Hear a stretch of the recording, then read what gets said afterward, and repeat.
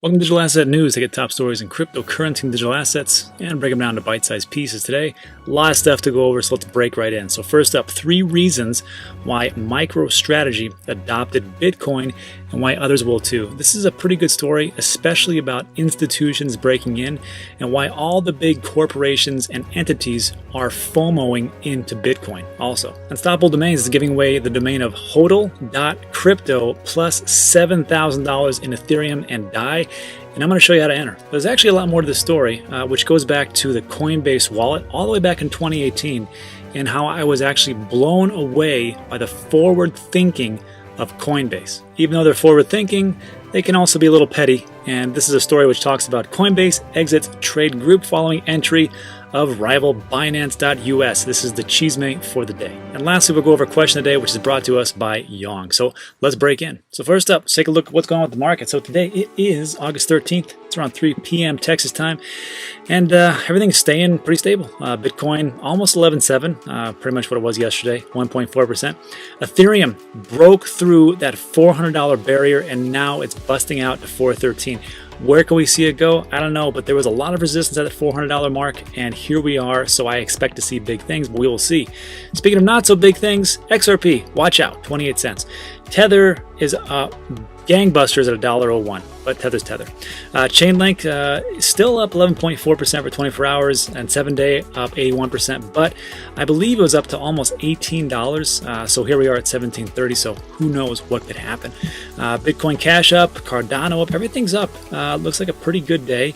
Tron, some reason 11%, sure, and then VeChain, everything else pretty much in the 8% for Maker, and Compound, ouchie, down for 10% but still up 46%. So a lot of good things happening around. Let's see if we can keep this momentum, but let's break in today's top story. So first up, 3 reasons why MicroStrategy adopted Bitcoin and why others will too. And I gotta tell you, it wasn't just about that MicroStrategy did this, how they bought thousands of Bitcoin and they're going to owe 0.1% of all Bitcoin ever produced, but it's what the CEO said and his conviction to it. So let's jump right in. What's going on here? So MicroStrategy has adopted Bitcoin as its reserve currency and stunned commentators by purchasing over 21,000 Bitcoin on August 11th. That's a pretty good amount. The world's largest publicly traded business intelligence company has swapped fiat for Bitcoin as its treasury reserve asset, but the reasons behind it suggest that more big businesses will have no choice but do the same. And this is a story we covered, gosh, I want to say 4 or 5 days ago, and it was just the CEO saying, hey, we got a lot of reserve currency and we're looking at alternative investments, and one of those was Bitcoin. I think they talked about gold and silver and some other things, and I was like, yeah, sure, they'll get around to it. They're a big corporation, they'll never pull the trigger this fast. Here I am wrong again, and they pull the trigger and bam, here we are, them buying up like crazy. So on August 11th, CEO Michael Saylor called Bitcoin digital gold. And it wasn't that he actually just called it digital gold.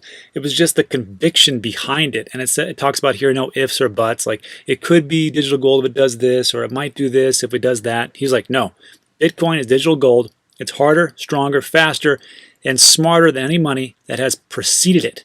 And I'm like, man, Key Huevos, that's pretty good. I mean, I like this guy's style. He comes out there with guns blazing and he says what he thinks, and that's what it is. Saylor also believes that Bitcoin's very structure will ensure that its value will only increase with time. He states, we expect its value to accrete or grow with advances in technology, expanding adoption, and the network effect that has fueled the rise of so many category killers in the modern era. So this company purchased 21,454 Bitcoin for a price of around a paltry $250 million late last month. May only be some symbolic, but it also means the company controls, like we talked about, 0.1% of total Bitcoin supply. And that's something that the competitors moving forward will find almost impossible to replicate. Because look, Bitcoin right now is, like we just talked about, hovering around 11.7, something like that.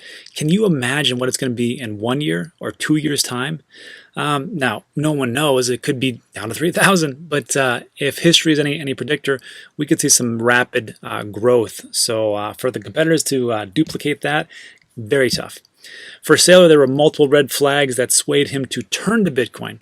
And he states, among other things, the economic and public health crisis precipitated by COVID-19, unprecedented government financial stimulus measures, including quantitative easing, adopted around the world, and global political and economic uncertainty. And I got to tell you, some people make it so confusing about why Bitcoin goes up. Well, it's because of this metric and that metric and these things. And I just look at it, I'm like, I think it's pretty simple. With all the money printing, all the quantitative easing, and just like it says, just this pandemic that's going on, whether you believe it exists or not, it still plays havoc with the economy. There's a lot of uncertainty, and it just makes sense that different assets, alternative assets like Bitcoin, gold, silver, would go up, and that only makes sense. Now, and I think what we've seen it is as things have turned around, like there was a talk of a Russian vaccine. I guess, and you saw prices tumble. And as the economy does better, I think it might tumble a little bit, but it will always, go forward. But I think that was a driving factor, and I can understand why he talks about that. But further on, he states, we believe that together, these other factors may well have a significant depreciating effect on the long-term real value of fiat currencies and many other conventional asset types, including many of the assets traditionally held as part of corporate treasury operations. And if you've listened to Mike Maloney, he's a big gold bug. He also talks about Bitcoin. In one of his videos, and I'll try to link at the end, he talks about how all fiat currencies for the entire existence of man has gone to zero at some point. All of these fiat currencies gone to zero. So when we see something like this, we're like, maybe this is the beginning of the destruction of fiat currency. Now, I'm not a big doomsayer and things like that. I don't think it's, the world reserve currencies is going to go away, but there are instances of a faltering, and I can definitely see that happening.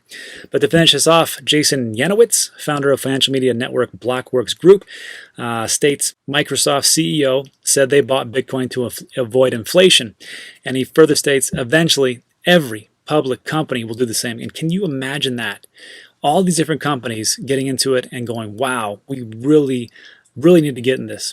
And for me, this is why I have invested into Bitcoin and digital assets and cryptocurrencies. And all you have to do, just to keep it simple, look around who is buying this up. Look around who is FOMOing it. Not just FOMOing, but just getting in. So if you look at institutions, look no farther than Fidelity with their 2-3 trillion, or I think it's 8 trillion assets under management, if I'm not mistaken. Correct me if I'm wrong. Ameritrade, 1 trillion assets under management.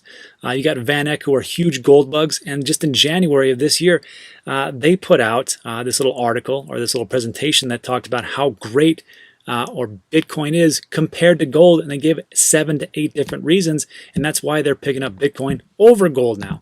Also, you got the big guys, Grayscale. This is the Q1 2020 report where they say, look, we have 2.2 billion assets under management. Now, in just a very short amount of time, they're over 4.5. So they are doing amazing things, not to mention the majority of investments, or 88%, came from institutional investors dominated by hedge funds. And then you have somebody like Paul Tudor Jones, who just recently, which they have 21 billion assets under management. Just a little bit, not too much. But this Paul Tudor Jones guy, as of May 8th, 2020, he states he's going to put 2% of total investments into Bitcoin futures. If you know who Paul Tudor Jones is, he's like one of those legends of Wall Street that made a killing back in the heyday in 80s and 90s. And when you got somebody like that who says, you know what, Bitcoin could be the future, you got a lot of other people taking notice. And then we see what's happening here with MicroStrategy. And I was looking at MicroStrategy because I wanted to save their website. But what was interesting to me about them is that it states here, MicroStrategy is a company that provides business intelligence, mobile software, cloud-based services, founded in 1989. The firm develops software to analyze internal and external data in order to make business decisions and develop mobile apps. What do you want to bet? They didn't use all the analytics that they had at their disposal and say, you know what, we crunch all this data and we're looking at Bitcoin and it's a real winner. Not only is it a real winner, we're not going to say ifs and buts about it. We're going to say it is the winner. So that is one of the reasons why I have invested into Bitcoin, digital assets, and cryptocurrencies. All right, let's move on. Next up, I got an email from Unstoppable Domains because, I bought a domain, but I bought a couple of them. And they said, hey, we're giving away this, I'm sure you probably have got it if you have a domain. We're giving away HODL, HODL.crypto, which would be awesome to have. I must admit, I'd love to have that. And we're also given $7,000 in ETH and DAI. Here's the rules. Download Coinbase Wallet. I'm like, oh, I got a Coinbase app. But I don't have the Coinbase wallet. And I was like, first of all, not a big fan of Coinbase. Customer service is awful. Their site goes down. The exchange goes down at the most inopportune times. And I got to tell you, as a customer, I think it's just disrespectful, we'll say. I will say that I will use them if, for off ramps, because you don't remember in 2017, there are different things with exchanges going down. I think some exchanges went down yesterday. Was it Bitfinex? Correct me if I'm wrong. I thought it was Bitfinex. But anyhow, going back to this, when I saw this, I was like, okay, well, I'll play the game, see what this is all about. So I took a look at the actual website. I said, is this real? I want to make sure that it wasn't just some scam email. I went to unstoppabledomains.com/contest. And yeah, first place, hodl.crypto, you get 3,000 ETH. Second place, 1,000 DAI. Third place, 1,000 DAI. Okay. So then I'm like, well, why can't I click on this enter contest? So what you have to do is you have to download the Coinbase wallet. So let's just jump on my phone real quick. All right, so here's my lovely wife. Let me swing her Apple App Store. I'm going to search for Coinbase. And there it is, Coinbase. So, of course, Crypto.com comes up first. What are you going to do? Coinbase, so that's just the cryptocurrency exchange. But then there's Coinbase Wallet and Coinbase Pro. And I thought it was interesting because on the Coinbase Wallet, when I click on it, well, first of all, on the Coinbase buy and sell, you'll notice that underneath here, it says the developer is Coinbase Inc. Now, if you go to Coinbase Pro, and you scroll down, developer is Coinbase Inc. But when you go to Coinbase Wallet and you scroll down, you're like, Toshi, what the heck is this? So I had to take a look real quick at what is Toshi, and I had to do a little research, which I did check it out, and we'll do that in a bit after this. But what I'm going to do right now is I'm going to click on Get, download this guy. All right, now I'm going to click on Open the sucker up, pick your username. I'll pick digital asset. News, why not? And next. Public, other wallet users can search my username. Sure, why not? I could do private, but I just don't care. I'm not going to keep anything in this. And protect your wallet, set up a passcode. Sure, why not? And of course, here we go with the backup wallet. I understand. And I'm going to click on back it up now. Okay, that's interesting. I can back up to iCloud or back up manually. I think I'll do backup manually. I'm going to put this in my Stone book. Okay, awesome. I got that all done. And if you notice that on my browser when I went there, it was all grayed out for the enter contest. So what you got to do is click that middle tab right there. Looks like 4 squares. And then you can start to browse the internet in a dApp, I guess. And then, so what you're going to do is you're going to go to unstoppabledomains.com/contest. And click on return. And now, underneath there, that enter contest is actually highlighted, so you can click on that. So let's do that. Signature request. Signatures can be used to prove you own this wallet to allow asset transfers. Yes.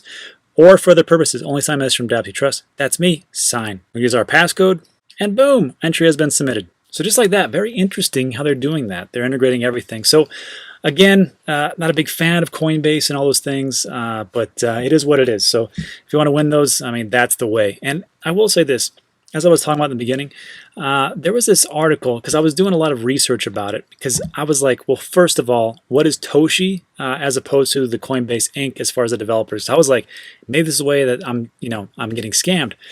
So what I looked at was the Coinbase blog, and I go all the way back to August 15th, 2018. This is quite a while ago.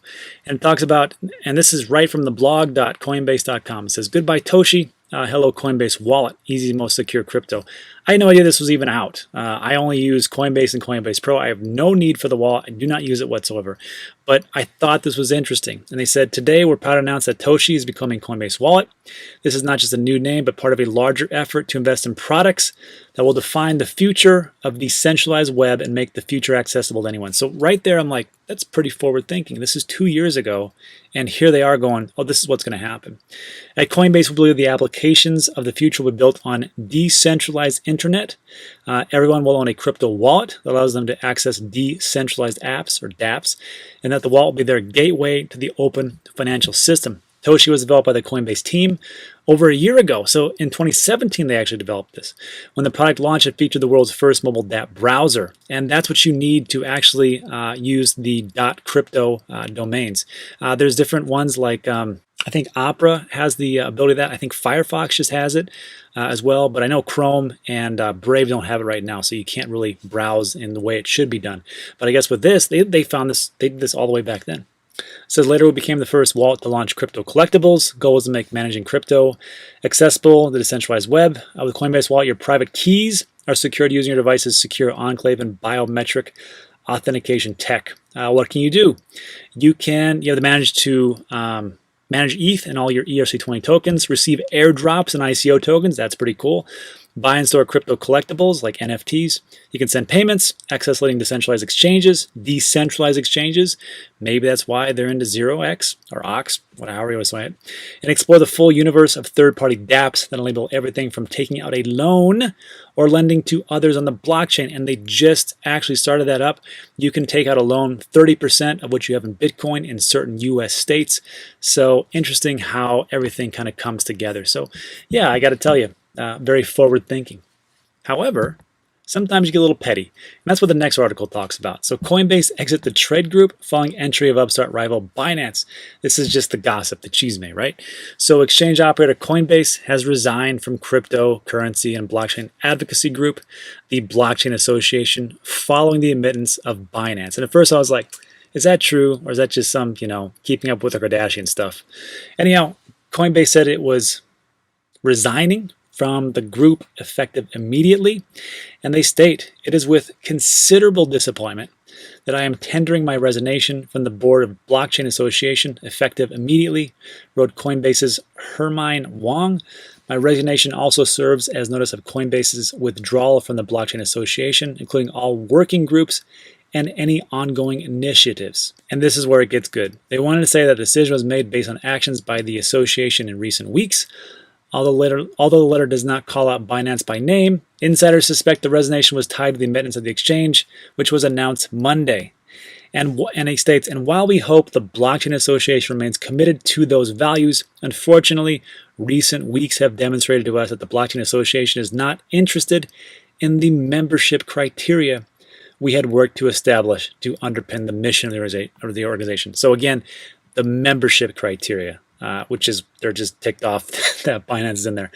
And then further on, it also reiterates, "However, we believe it's important to abide by our established neutral membership criteria and honor majority board opinion." So let me know what you think in the comment section. Should they have done that? Should they just have stuck it out, put out the hand, buried the hatchet, and just said, let's make this work? But sometimes it doesn't work like that. Anyhow, let's move on. And last up, this was a good question from Young, and it all goes about exit strategy. So let's jump in the office real quick, and I'll answer that. All right, everybody, welcome back to the office. So for the question today, it was a pretty good one. This one comes to me from Young. And Young says, "Hey, Rob, I was wondering if you might consider doing a video on how you might demonstrate an exit strategy. I was looking around at your exit strategy spreadsheet, and it gives a good guideline to how one might determine at what price point to do some profit taking." Now, if you're not aware, in the description of every one of my videos, there is an exit strategy spreadsheet. And what I do is I go over different exit strategies for Bitcoin, Ethereum, and XRP. So check that out. But really, Young is right here, because she says this is really good to determine as far as like all-time highs for what we do historically. But this year, there are things just going way above all-time highs. So, how do we do this? Anyhow, she goes, "I realized that the exit price point is personal, but it'd be great if you can share some of your wisdom on how one might derive at this, and maybe we start a good discussion from others to chime in the comments for people to get some ideas." Chico Crypto did an exit strategy video about a week ago, and he provided some good points. One being moving some of his profits to USDC and DAI, although he's more inclined to go with USDC. I am too, especially because of the interest rates you can get. He does point out some issues with USDC, so if you could do that, that'd be great. So here's the thing. Specifically, if we take a look at Chainlink doing pretty darn good, right? So right now, we are way above its all-time high. I remember when I was doing a video just a couple of weeks ago, and I said, hey, look, if Chainlink goes above $9, I know that it's never hit that point and it's going to be it's way above its all-time high. Now today, I think we're knocking on the $18 range. So who knows? So in these situations, we can't look at historical data to take a look at what's going to happen. So for this one, what I would say like this is, yesterday we did a video and we talked about, it was from the My Crypto Wallet co-founder, and she had talked about what you should do is not chase all these different crazy coins, just go with what you have, and along the way make sure that you take profits, because you never know what could happen, which is a really good point. I mean, right now, look, Chainlink can go up to, I don't know. I have no idea, honestly, because like even the comment section, someone said, "Hey, Rob, what's your prediction?" And I was like, I don't know, $20 end of year. And that could be, $20 end of year. It could be $20 end of day today. We have no idea. So the big thing is from yesterday, if she's talking about taking profits, and I told you it was sage advice, I should really be doing that. So what I'm going to do is this. I think right now, just to make sure that I stay ahead of the curve, once it hits below 19, I'm pretty sure it's going to go above 18. I'm not going to wait for it to hit 19, because everybody waits for round numbers. And I talked about this in my exit strategy. Everybody's waiting for $19, $20, $25, whatever it is, to start to cash out. The same thing with Bitcoin. Once you saw 10,000 hit, you saw a lot of sell orders that were put in, that were already there, and people just started to take profit. So this was a strategy I learned from Mr. B, and he had talked about use some very irregular numbers. So like, instead of waiting for $19, I'm gonna go for like $18 and 73 cents or something like that.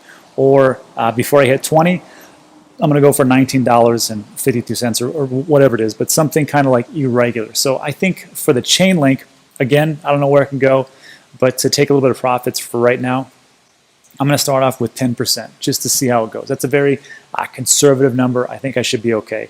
And somebody had made mention of, well, why cash out into dollars? Because the dollar bill is just going to get weaker. It's already weakened globally. I don't think it's going to ever stop being the reserve currency for quite some time. But I thought, okay, that's a pretty good idea. So why cash out in dollars right now? Why not just cash out into USDC and use Voyager or Celsius and get interest? The APR is between like 6 and 8%, somewhere around there. Now, I don't think, if you're an American citizen, you live in America, I don't think you can deposit USDC to Celsius. Check me if I'm wrong, but I think that's right. But I know you can do it with Voyager. So with Voyager, I will probably cash out and put my USDC on Voyager and let it sit there and then go from there. Now, again, don't leave too much on these hot wallets, because you never know what could happen. Put things in your Nano and then go from there. So I think to start off with 10%, and then we'll see where everything goes. So Yang, I will update with a more engrossing exit strategy as time comes on, but that's what I have for today. All right, let's jump back. All right, that's it. So I want to say thanks for sticking with me through everything. I really appreciate it. I also want to do quick random shout outs. If you don't know, there's a join now tab underneath. If you join, you don't get anything special. It's just like a tip. It's like $1.99. And so what I do is I just give random shout outs to all the new ones and all the existing ones. So Carlos Gomez, Nostromo, which I think is Droplet, not for sure. Also, we got Eli Karchov. Who else we got? Eric Mitko. That's a good one. Sean Thompson, Jimmy G. Thank you so much, Jimmy. Albert Allery, and Duckberg. Great. All right, so that's it for today. Thanks a lot. If you like these types of videos, there's going to be two that's going to pop up to your left and right. I have no idea what they are. YouTube is in control of that, just like the advertisements you have seen in the beginning, middle, and probably end of this video. So if you have a problem with those videos or those ads, if they're scams, don't blame the messenger. Go talk to YouTube. And that's it. So thanks a lot. See you on the next one.